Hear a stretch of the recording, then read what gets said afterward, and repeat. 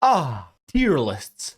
They've been around for ages at this point, originally starting as a way to rank characters or abilities in certain video games and whatnot, and by this point, they've transcended time and space to where we have tier lists about the tiers in tier lists, and then we have tier lists of those tier lists that put the tiers of the tier lists in the tier lists. You know, as always, we have to find ways to ruin something, but either way, I digress. I'm the Red Hawk, and I make videos primarily about the video game Europa Universalis 4.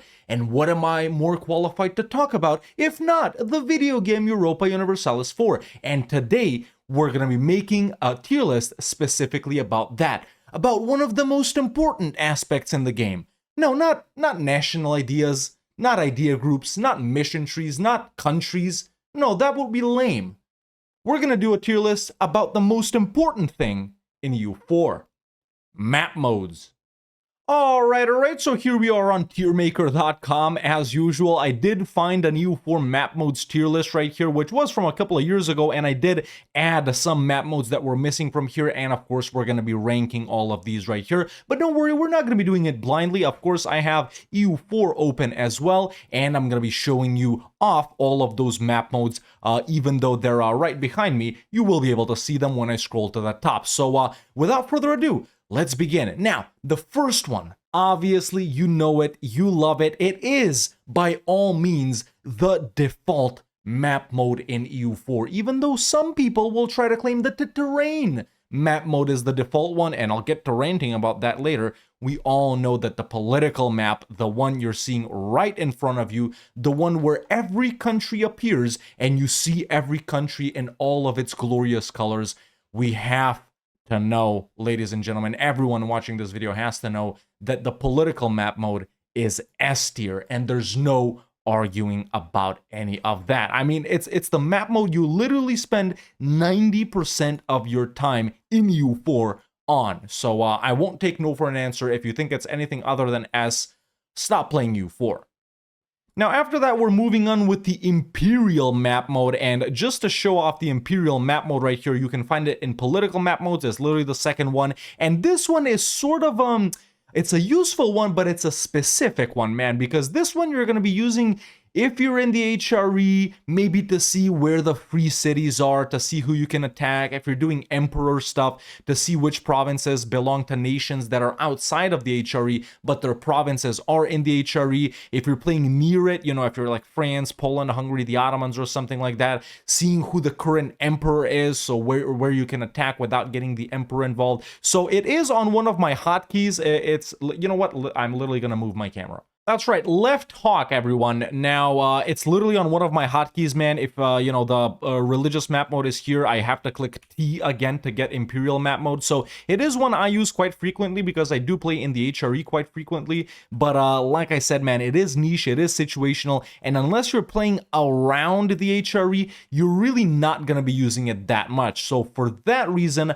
I'm going to have to put this one in C tier. Next up, we're moving on with this map right here, which I'm not sure a lot of you will know because that is the Religious Leagues map mode. Now, once again, a semi-situational one, just like the Imperial map mode here, but basically this map mode is for when the Protestant Reformation happens, and then you got the Catholic League, the Protestant League, basically the two sides vying for dominance in the Holy Roman Empire, whether it's officially Catholic, officially Protestant, or if there's religious peace. But even if you're playing in the HRE, man, or around it, or are planning to participate, the only time you open this up is, you know, to look, you know, sort of broadly of the size of the countries and how big the leagues are and stuff like that, instead of just scrolling to the HRE interface and seeing, you know, who exactly is on which side. So another situational, man, I'd say, you know, you use it less than the HRE one, but I wouldn't say it's worse. I wouldn't say it's D tier, so I'm just gonna put this one in C as well. After that, moving on, we have the culture map mode, as you guys can see. Now, this one I do have pinned over here as well. You know, I click culture, accepted culture, diplo, and stuff like that. We're gonna get to those as well. But,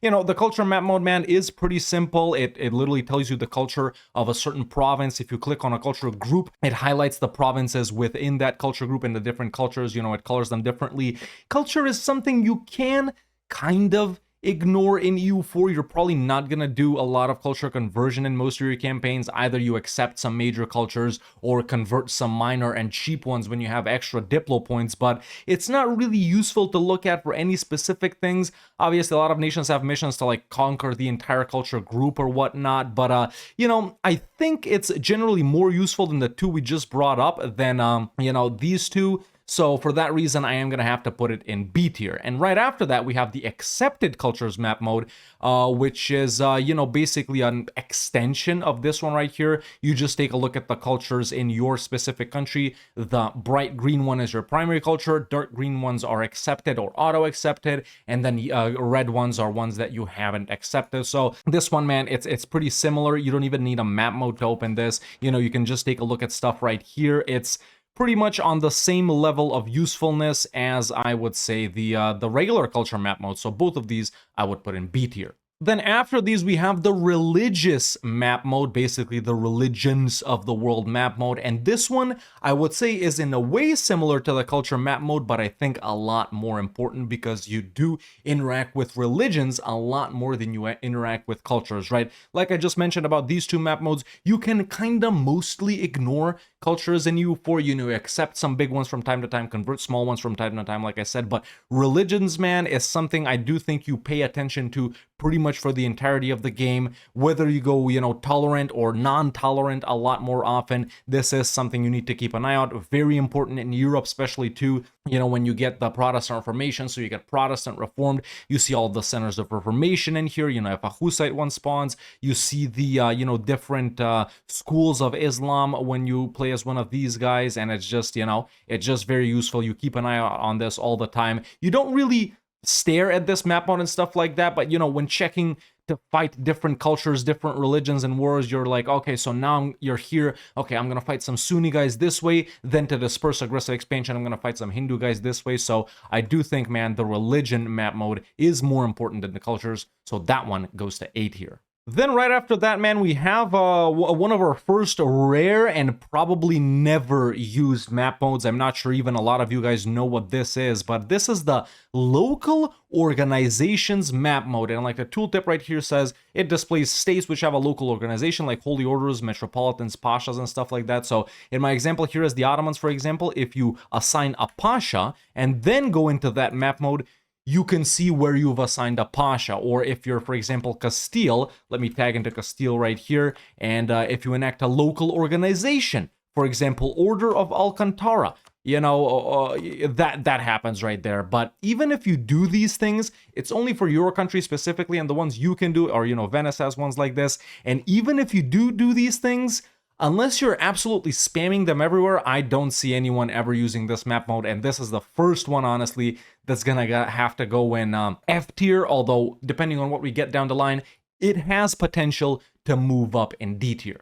Then after that, we move on with the next political map mode, which is the unrest map mode. Now, this is a default map mode. I think if you load up EU4 on a fresh install, it will be over here. But let's be real, boys. I don't think anyone uses the unrest map mode, man. If you're looking out for rebels and stuff like that, you just go into this screen right here and take a look at your rebels right there, right? I personally, and obviously this is my subjective opinion of this video right here, but I never use the unrest map mode. It's not really bad per se, like providing you no useful information. Obviously, it's kind of hard to tell stuff with this, you know, map mode at the start of the game where nothing's going on. But I still don't think it's that useful, man. At least for me, whenever I'm looking out for rebels, I'm either seeing them in my outliner here or just checking this screen right here. So for that reason, this one, and you know what, I'm gonna put this one in D tier, and I'm also gonna move up. Yeah, actually, I'm gonna leave this in F tier. Then after that, we have the government types map mode, which basically tells you what kind of a government a certain nation has in the game. As we all know, there are 4 different government types in EU4.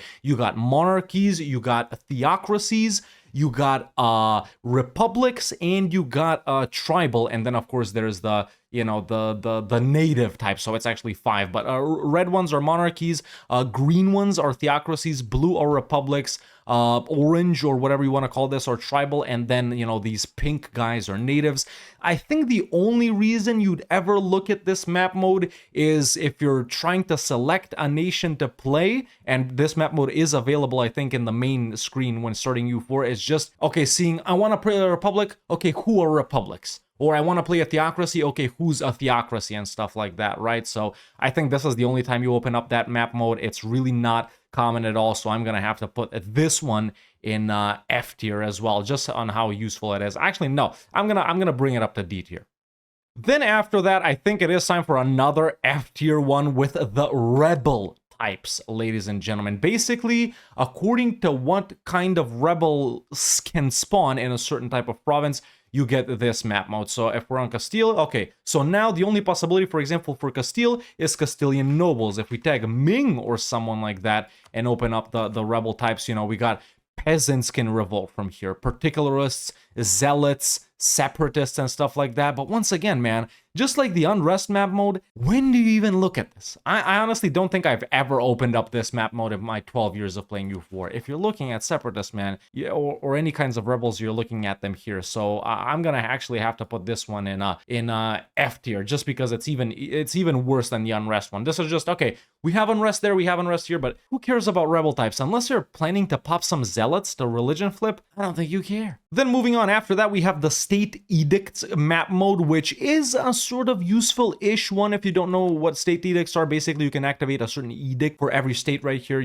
These are just some that are available right at the start of the game, and if we activate, for example, encourage development, it's active on that map mode. Now, this could be useful if you're a big country and you have edicts, different kinds of edicts active everywhere, which I'm not sure a lot of people do. But then again, the way I find where we have state edicts active is I just go into the production interface and in the states, and then I go into state edicts right here, which it still opens up the same map mode from here. So useful, semi-useful, because you also see it in writing right here. It's not as bad as some of these ones right here. So I'm actually gonna have to put this one in, in C tier. In C tier, I think. Now, right after that, we have the dynastic map mode, which is really only relevant if you're playing Christian nations, and specifically maybe Austria, if you're going for some PU types of things. It basically tells you the dynasty of every single country.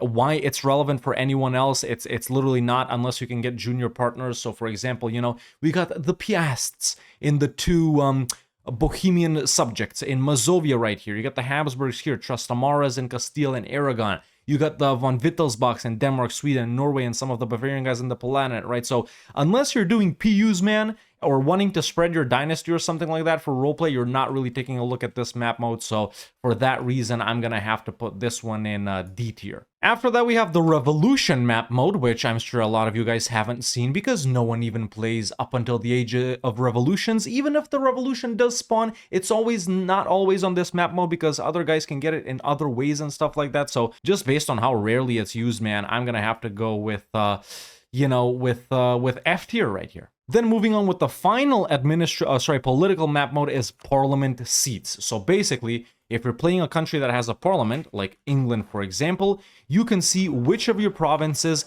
have parliament seats. That's it. That's really it.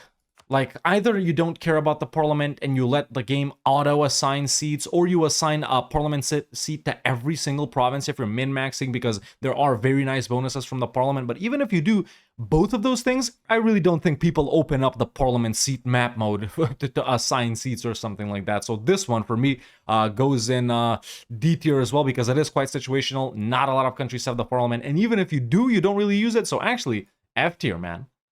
Don't worry, boys, I know it's not normal distribution just yet, but we'll get to the good map modes soon. So moving on with that to the diplomatic map modes, which are some of the most useful one. And with that, ladies and gentlemen, it is time for our second S tier map mode, the diplomatic map mode. It's probably my second most used map mode. I have it on my hotkey on R right here. I just swap between W and R pretty much for the entire game because this is the second most used map mode for me after the default political map mode. I would say I'm in this map mode 30% of the time. So not only does it tell you your own country proper and whether everything is a full core and stuff like that, it also tells you other provinces that you have cores in. It also tells you other provinces that you have claims on. It tells you who you're at war while you're at war. It tells you if you're allied with someone, if you're royal married with someone. So many useful things are just in this map mode straight up. And what I recommend for a lot of new players, you know, not just in EU4, but when EU5 comes out as well, and what I do too, to go into the diplomat mode and stuff like that, just to be able to see who you're with, who you're fighting and stuff like that, if you don't know where certain countries are. So no need to explain myself any further, man. You know it, you love it. It's the diplomat mode, and that's got to be the second S tier from me. Now, moving on with another very good map mode that I also have hotkeyed down here, it is the military access map mode. Now, this one is actually very vital for me personally because I do get to play a lot of smaller nations that are weak and that regularly go up fighting big major guys, and sometimes you rely on your opponent not getting military access so that you can win the war. For example, we're playing as Byzantium, right? Or Serbia or Albania or Wallachia or someone like that. And we want to defeat the Ottomans by blockading them in the Sea of Marmara and sieging down the entirety of the Balkans, or vice versa. If you're playing some of these guys, you know, you do it on the other side. And a lot of that strategy relies on the fact that the Ottomans don't get access over here. So what do? You just sit in the mill access map mode, man, and check everyone. You know, when you're at war, when you have access through someone,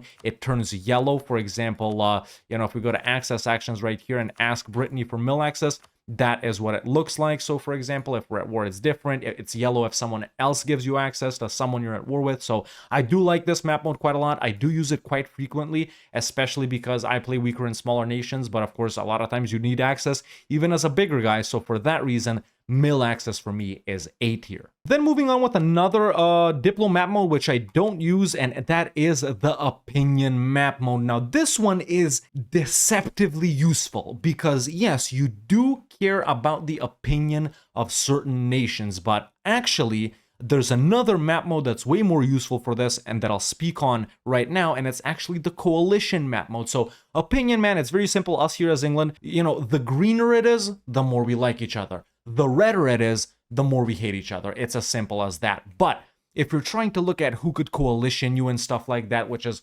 why you would mainly use this map mode right here, you just use the coalition map mode, which is a lot more useful, and it tells you, you know, how angry certain people are because this is the map mode that shows aggressive expansion as well.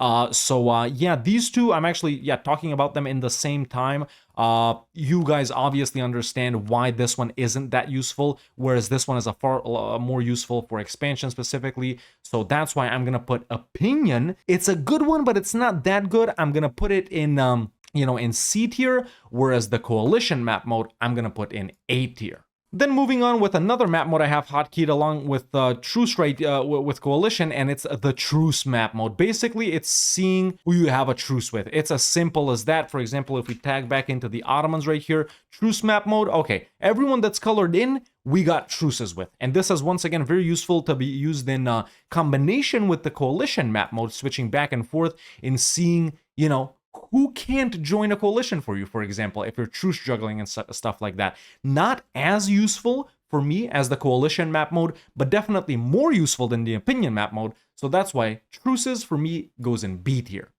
Now after that, we start getting into the stupid ones because we have the federations map mode. I'm sure a lot of you watching are like, Hawk, what's federations? So the federations map mode, man, is obviously valid for a native federations, right, which can be formed by the Australian guys and by the North American guys and stuff like that. For example, this is the Illinois Confederacy, and Peoria, Cahokia, and Kaskaskia are a part of it, right? And yes, I do know every single country in North America. Thanks for asking. We got the Great Sioux Nation, you know, the Potawatomi Federation, the Huron Confederacy, the Iroquois Confederacy. Obviously, man, if we tag, you know, for example, not Mianjin. Okay, let's go into debug mode then and tag, for example, tag Ono here, whoever that is. And okay, if I can manage to do it, there we go. And there's the Federation mechanics down here. So if you pass all of these reforms, you can sort of reform your country as kind of a custom country into the guys that you're already in a federation with. Even if you're playing natives, even if you're doing federations, which sometimes you're not, you don't use the map mode. You just go in here. Okay, these are the boys in my federation. You know it, right? You open up the Diplo map mode, and it kind of says it right there. We're in the same confederacy and whatnot. So, you know what? As niche as this is, as much as no one plays natives, even if you do, you're not going to be using it. So I'm going to have to put this one, honestly, in D tier, just because it doesn't make me as mad as some of these right here. Then coming up after that, we have the Trade Leagues map mode, which there's really only one trade league in 1444. It's the Hansa, and it's those guys that are a part of the Lubeck led a trade league, the Hanseatic League. Obviously, Venice kind of forms its own trade league later by inviting guys, and Genoa can do it too. But even if you're playing Lubeck, man, once again, going back to the brilliancy of the diplomatic map mode, it's just like the natives. You open up Diplo, pink guys, they're in the league with you, right? And chances are, sometimes you're allied and royal married. Well, not royal married, but sometimes you're allied to the guys in the league too. So really, even if you're doing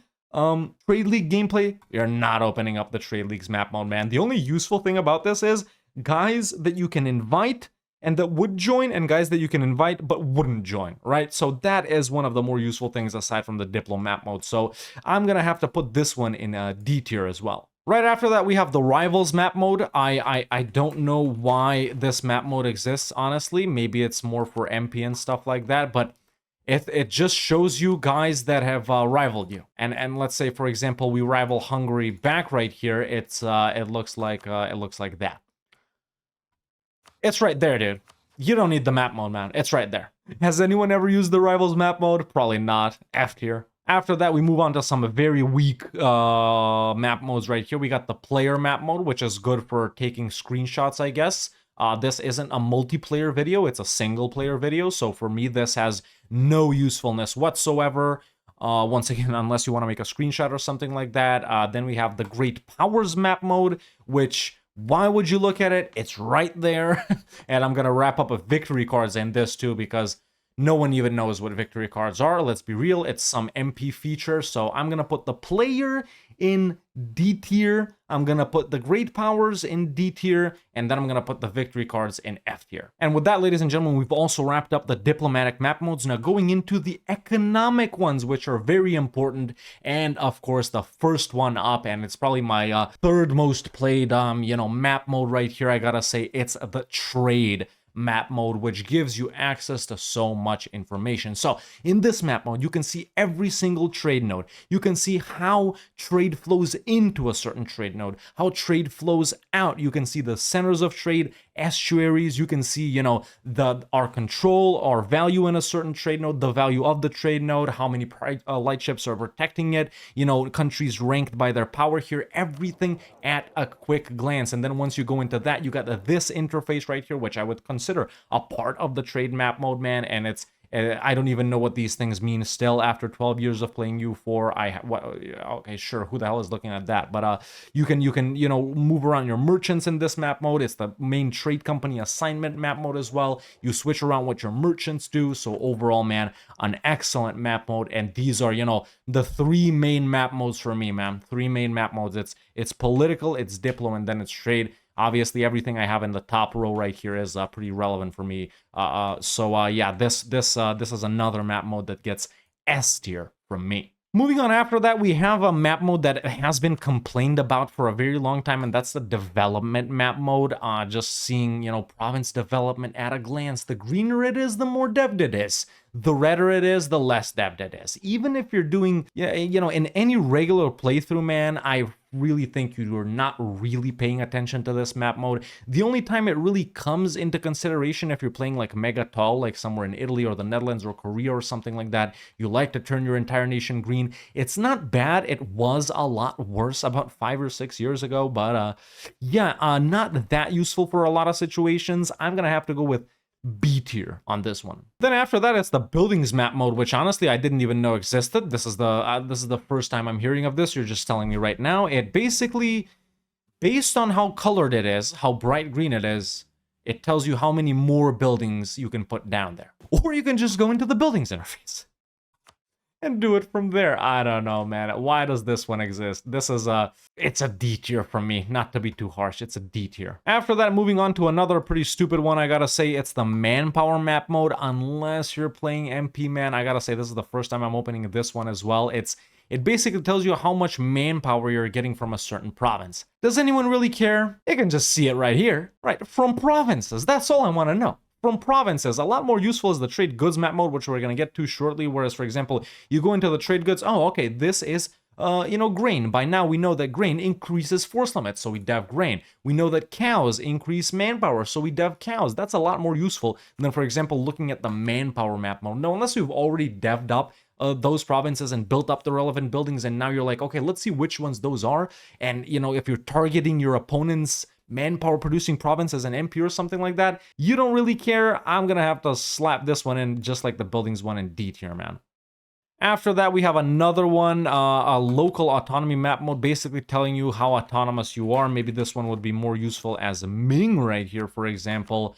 Yeah, the greener it is, the less autonomy. The oranger it is, more autonomy. This reminds me of the control map mode in EU5, which in EU4, you're never looking at this map mode, man. Even if you're increasing or decreasing autonomy, you're doing it from the macro builder and stuff like that, right? So you don't really look at this map mode, but man, the mechanic that replaces autonomy, control in EU5, it's probably like the second most important map mode, man. So it just goes to show how much kind of the same mechanic can be different in a completely, in EU5 and stuff like that. We don't think about this map mode at all here.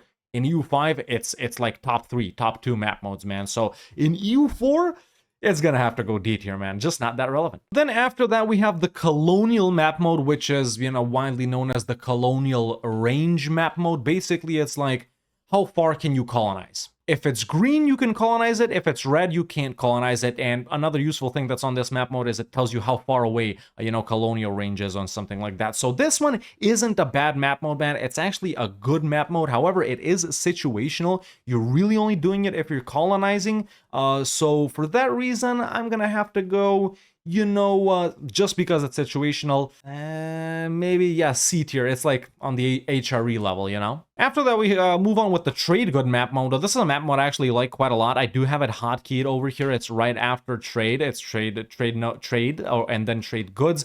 Trade goods are really important, man, especially as someone who likes to build the optimal provinces and optimal buildings and stuff like that. This one is vital for like, seeing, okay, I need that kind of province, this kind of province, obviously even a lot more important in U5. But, for me, it's just generally useful to look at a region and saying, okay, where do we expand to when there's rich trade goods and stuff like that. It's good for finding cloth provinces to dev, for example, institutions, because they make it cheaper. It's where you look at provinces to find gold and stuff like that. And if you're interested in a certain type of trade good, you just click on a province with that, and it'll only highlight provinces that produce, that kind of trade good as well. So this is a map mode I like quite a lot. Not as useful, I would say, as these right here. I would probably... Actually, no, I'm going to put this one in A tier, man. I like the trade good map quite a lot. Then we move on to the technology map mode, which is useful in certain cases. Now, I do have it hotkeyed right here. It's on O for me. And obviously, when everyone in the world, well, almost everyone is same tech, it's not really that relevant for you. However, it is quite vital when you play small nations and weak ones, like I do quite a lot. And it's very relevant for figuring out, okay, if a war hinges on you having Miltech 4 versus 3, or 5 over 4, or stuff like that. It's very vital. Later in the game, it does get less relevant, but for example, I don't know, you're like a decent-sized Spain going in against decent-sized France. You know the ideas, and you're like, okay, let's check briefly, just in case Spain or France has a bigger Miltech than me. So that's really what I use it for. I don't, really pay attention on who's catching up with what. I'm not, really, you're looking at Miltech when you open up this map mode, man. So a good one, definitely useful, but it's gonna have to go, C tier for me. After that, we have another map mode that I have hotkeyed right here. It's the institution map mode. It's not really that useful for me when figuring out, like, for example, okay, I'm Ming and Com doesn't have an institution, It's more like, okay, how far has colonialism, which spawned 3 or 4 years ago, spread? Is it gonna get to me quickly, or do I need to def it? But then again, if you open up those things in here, man, it'll tell you the same thing. And for the, you know, specific institution you're looking for too, instead of just overlapping all of them. So even though I have it hotkeyed right here, I very rarely use it, and I don't think it's that good. Definitely less useful than tech for me. This one is gonna have to go D tier. After that, another map mode which I rarely use, pretty much never. First time I click on it, it's the trade value of a certain province. Gold is blue, so that I guess is helpful. What the hell is green? Why the hell is the trade value in Golconda 22? What the hell? And I haven't even unpaused. Oh, because it's gems. Okay, that's very nice. So yeah, it's basically like Golconda produces gems. It costs 4, but because of, you know, the dev of the province and stuff like that, this is one of those nerd map modes, man, I gotta say. I don't ever use it. So for me, it goes into F tier.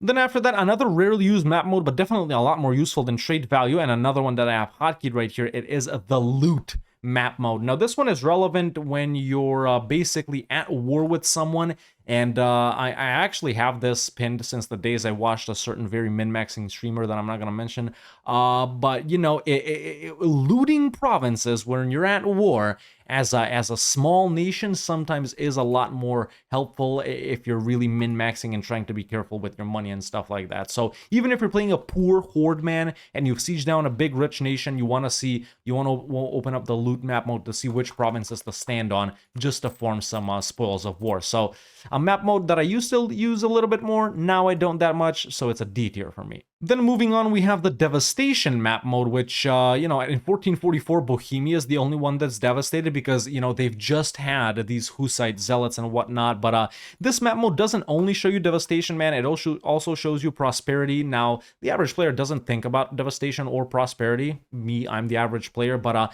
it is definitely quite a lot useful. You know, if you want to try and recover your country after a certain war, it's very useful if you're playing natives and migrating. I know that's not a use case for anyone, but it's very useful if you're playing natives and migrating and stuff like that, because your provinces that you stay in do get devastated. So yeah, I like this map mode. I use it semi-regularly. I don't think I have it pinned anywhere. No, I don't, but yeah, it's a decent map mode, man. I'm gonna have to put this one at C tier. Coming up after that is the Piracy map mode. I don't think I've ever taken a look at that one, man. It's basically which provinces are within raiding range and which have been raided recently. But even if you're playing a piratical nation, let's say the most common ones are the North African guys, you just, you know, you click around, you shift click with your boats in provinces. Basically, you do this. You know, you shift click and they go everywhere, and once they're there, you just spam the raid coast button. And even if you do use this, it's really not that accurate because someone else might have raided it, but it doesn't show you. So overall, man, even for what it does for me, it's a pretty bad map mode. I'm gonna have to put this one in F tier. And then after that, we have the raising map mode, which is obviously only useful if you're playing a country that can raise, i.e. hordes. But even if you're doing that, man, it's really not that relevant. At least when I play hordes, for example, let's tag into Oirat right here, and I don't know, annex Uzbek right here.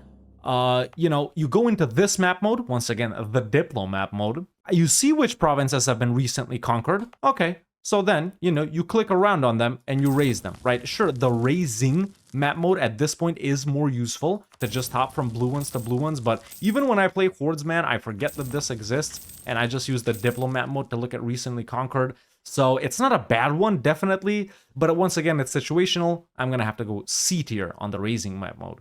And yes, I do know by heart every country's tag. Yes, I do know Uzbek is SHY. Did you know Florence is LAN? Moving on further, we have expanded infrastructure. Oh, sorry, scorched earth. Now, scorched is useful when you scorch, which is almost never. Once again, comes into play when you're playing a small country, want to slow someone down from walking into your provinces so you can catch them, so you can run away and stuff like that.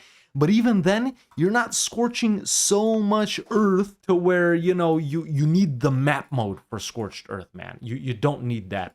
So it's as simple as that. Definitely not a very useful one. This one goes to F tier for me. And after that, moving on with the expanded infrastructure map mode, it's literally just if you've expanded infrastructure in a province. How often do you expand infrastructure? Early game, I'd say first 200 years of the game, probably only when you're deving for an institution or something like that. Later on, I guess if you're a min-maxer, you'd want to expand in provinces that have like extremely good trade goods, like coal, for example. And then you want to build a manufactory and a furnace as well. But even then, man, it's easier to open up the trade good map mode and just look at the coal producing provinces, right? Or the provinces that could produce coal. So not a bad one, but F tier. And then finally moving on into our final category, ladies and gentlemen, the geographical map modes. A lot of these are just, you know, telling you things to tell you things. I like quite a lot of them because I'm very nerdy with my borders, but we'll get to that. The first map mode is terrain. I hate it. I hate the terrain map mode. I hate that it's kind of defaulty in CK3 and Victoria 3 when you zoom in too much. Thankfully, it's not like that in EU5. Blessed be the EU5 gods, because it's still, you know, you still have the overlay of the political on this one. Some people claim this is the default map mode, and it is kind of the default since it's first, right? That's how it's set up when you brand new install EU4. I wouldn't want to swap these two just because for me, political has always been on W. And I don't even know why I have this one here. It's just because I've always had it. It's cool to look at, I guess. But even if you're trying to get information about the terrain, which might be relevant in certain battles, you're thinking, okay, well, this isn't really mountainous. It looks pretty green. This is definitely mountainous, right? Well, no, you're wrong. This is actually mountains. So terrain, man, I'm a big terrain map hater. And this is, I know, controversial, but F tier. Moving on with a far more useful terrain map mode, actually useful terrain, it's the simple terrain map mode. This one is actually quite relevant, man. Once again, when playing weaker nations, or even not weaker nations, if you're min-maxing your armies and stuff like that, you want to know where the mountains are, you want to know where the river crossings are, and for me especially, where it's most useful is figuring out which provinces are farmland, man. Which provinces are farmland, just to dev institutions. But I do take a peek at rivers and mountains from time to time as well. Once again, like I said, when playing smaller and weaker nations, going up in wars against bigger and more powerful nations. So this one is the actually good terrain map mode. I'm going to put this one in 8 here. And then, of course, these are probably going to be the most controversial ones just because I like them so much. They don't provide anything of value, man, but I do have them all pinned right here. Actually, it should be the other way around, but whatever. It's the areas, the regions, and the subcontinents map mode, right? So this is areas right here. It basically tells you every single area. This has no meaning on any sort of game whatsoever. It's just if you want to do pretty borders and stuff like that. Same thing with the regions. And then we actually have a map mode that's kind of semi-relevant. It's the subcontinents map mode. This one is relevant for you know, for trade companies, because you can trade company everything that's in a different subcontinent where your capital is. For example, you know, Bohemia can trade company everything over here. You get the point. But also in all of these map modes, man, another useful thing is if you hover over them, it tells you the continent as well, which there is no continent map mode. And it's kind of weird because this right here is kind of Europe and this is Asia, but also not in the same area and stuff like that. And if you go over here, you know, this is like Central America and North America, but then you go into here and that is North America, but over here is South America, but it's in the same area. So how can the same area be in two different continents? It's kind of weird. These are more like semantic-y. I guess all of them would be most relevant for that and for figuring out where you can take provinces next to your vassal. I'm sure a lot of you know that you can conquer provinces next to your vassal. However, only if your vassal is in the same continent. So for example, we play the Ottomans, right? And our capital is in Edirne and then in Constantinople.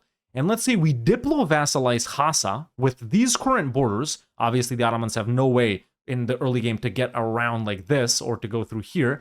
And you might think, okay, let's fight Hormuz and take provinces there. But you can't, because it's in Asia and you're in Europe. Obviously, I'm talking if you're not connected to your subjects and stuff like that. So these are the map modes that give you that information. I like these quite a lot. I'm going to be trying to be objective here, but, you know, this is the lowest I can go for them, man. So areas and regions for me is going to be B tier, and then subcontinents, because it also lets you know about the trade companies, is going to be A tier. I love all of these. I would put all of them in S tier, but I do understand how really non-useful they are. I just love conquering entire areas and entire regions. That's all I'm going to say. If you watch Grand Campaigns or if you watch any of my videos, you'll know this.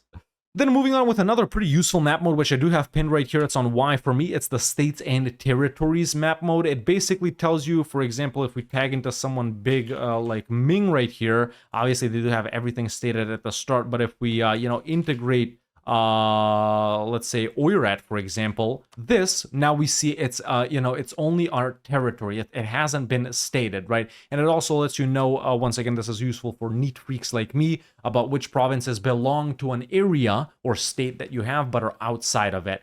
Definitely quite useful, at least for me. I'm gonna have to put it in the same tier as, you know what, actually, man, I'll bring down subcontinent and sub B as well. There we go. I'll put all of these in B. After that, moving on with the overseas provinces, which is kinda just the other continent, but also not really. When do you use this, man? Let's see. Let's tag like Portugal right here. What's overseas for Portugal? It used to be a lot more relevant, like 8 years ago, when there was certain things in relation to overseas. This is overseas to us and whatnot.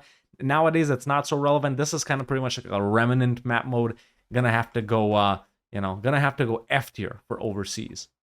Moving on after that, we have the colonial and trade region map mode, which is actually good because it also gives you an overview of like stuff you could trade company. For example, in the old world, in Europe, Asia, and Africa, it just gives you basically the trade nodes in a different format. I do have that one pinned right here as well. So basically, what would it be called, if you were to trade company it? But for the new world, it's actually a lot more helpful because it gives you the colonial regions. For example, this is the colonial region of Eastern America. You need to colonize 5 provinces in this region for a colonial nation to form. So you got, Cascadia, Canada, Louisiana, America, California, Mexico, the Caribbean, Colombia, Peru, La Plata, Brazil, and then it's Australia. So once again, useful mostly for colonizers or for big trade-focused playthroughs.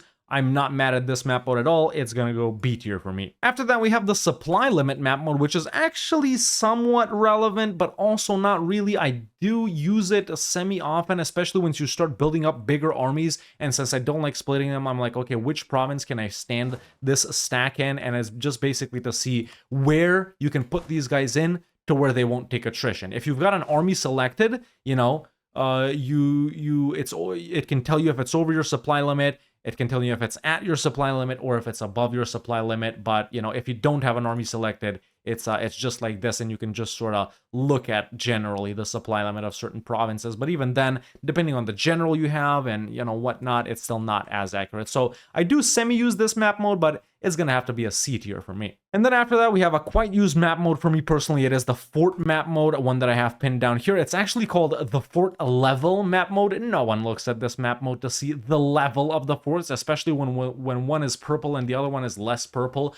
I just use this map mode to see where forts are. Obviously, it's different when you look at yours or your ally's fort. It also gives you the zone of control too. But for me, it's just figuring out, okay, is it worth going to fight some annoying guy? Do they have a trillion forts? Looking at the HRE in late game to see everyone has a fort, and just, seeing where I can put down my zone of control and stuff like that. So a pretty useful map mode, man, when it comes into play, but it is pretty situational, so I'll put it in it's B tier, honestly. And after that, we get into the funny ones. Well, almost, because first we have the great project map mode. Obviously not very useful in the early game when you're poor and you can't build up great projects, but after that, later in the game, it's very useful to see, let's say you're this big, you got 1 million great projects, so you can see everything, and, depending on how colored they are, you can see how built up they are, significant, insignificant, magnificent, whatever the tiers are. Yeah, there we go. Noteworthy and blah, blah, blah, blah, how many there are in a certain province. So comes into play later in the game, but kind of situational unless you're blobbing. So I'm going to put this one in C tier as well. And we finally get to the final 2 map modes, the funniest map modes in all of EU4. It's the weather map mode.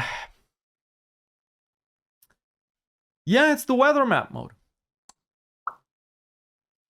Okay, let me explain it. So white is severe winter, light gray is normal winter, a dark gray is mild winter, and black is no winter. And then you have the blue shades.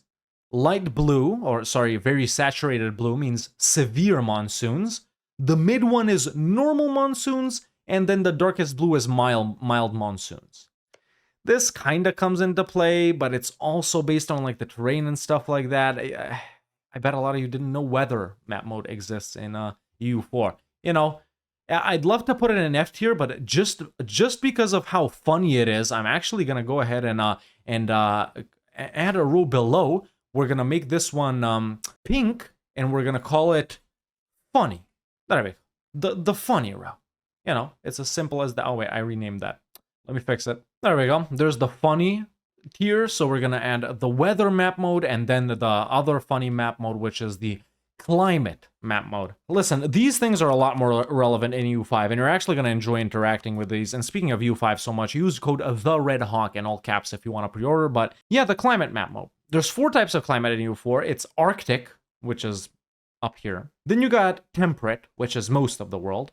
Then you got arid, which is kind of the deserts of the world, if you really think about it. And then you got tropical, which is the tropical parts of the world. Does it come into play? No, almost never, honestly, man. So yeah, these are the 2 funniest map modes, I gotta say. 2 funniest map modes. I'm gonna put climate in that as well, and these are just some I've duplicate added because, like I said, some of them were missing, and I thought these were missing as well. But yeah, that is my definitive tier list of all of the map modes in EU4, ladies and gentlemen. I think a pretty good ranking, man. For me, only 3 S-tier map modes. Yes, I could play EU4 just with these 3 map modes. 5 A-tier map modes, and then I think we're pretty normal distribution-y right here. In fact, we got the same amount of B and C-tier map modes, and the same amount of D and F-tier map modes, and the 2 funny map modes. But of course, let me know in the comments if you agree or disagree with my ranking. I can't link you guys this tier list right here because I've edited it custom, and oh my god, Zlewik made this.